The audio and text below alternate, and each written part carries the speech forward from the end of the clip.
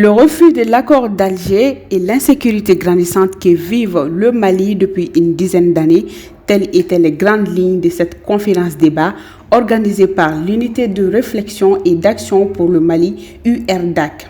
Mes chers patriotes, je veux bien sûr parler de l'accord d'Alger.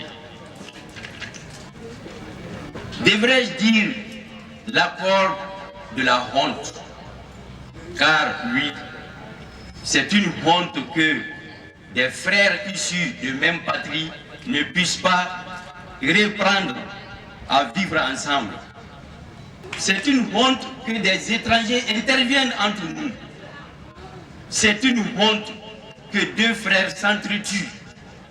L'accord d'Alger prévoyait en effet une période intérimaire qui devrait ramener le calme dans le pays.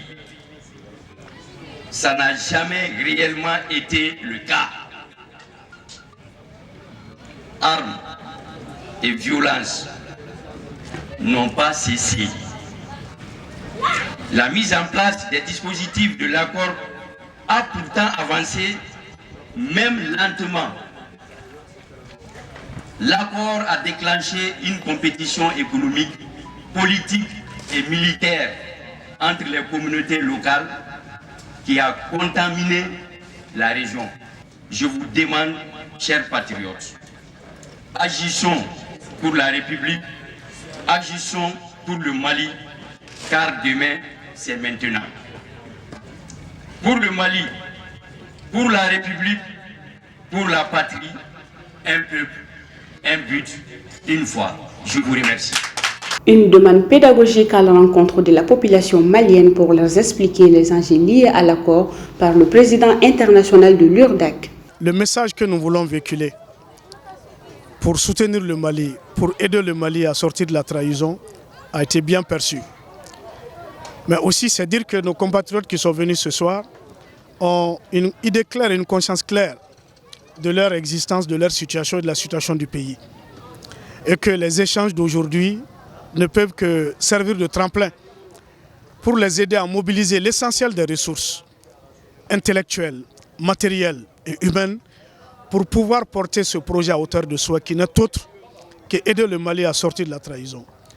Réaliser un sursaut national pour le Mali, car le salut ne viendra que du peuple. Sans le peuple malien aujourd'hui, nous pouvons dire au revoir au Mali, car ce peuple est debout. Quand on n'a pas un État, on a un peuple. Aujourd'hui, le peuple malien est debout. Donc nous voulons que cette initiative puisse servir de tremplin à matérialiser l'acte qui peut aider aujourd'hui nos autorités à pouvoir remettre en question un certain nombre d'accords qui portent atteinte à notre intégrité, à notre souveraineté. Je parlerai de l'accord d'Alger, je parlerai de l'accord de défense, il y en a d'autres, mais les deux essentiels aujourd'hui, un pour la question de la paix, l'autre pour la question aussi de défense et de sécurité, mais les deux sont liés.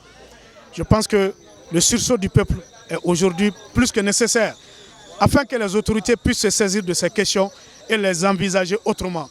Je crois qu'à l'issue de cette rencontre, on peut être confiant qu'un processus est en cours, car nous avons commencé quelque chose, nous allons le poursuivre. Nous voulons faire ces causeries débats dans les régions, dans toutes les communes, au sein de la diaspora, afin que les Maliens s'imprègnent des véritables problèmes du Mali, qui ne sont autres que la mise sous tutelle de notre État à travers des accords de trahison. À l'issue de la rencontre, des propositions pour une sortie de crise pérenne et un retour à l'ordre constitutionnel ont marqué la fin de cette conférence. Qu'Allah bénisse le Mali.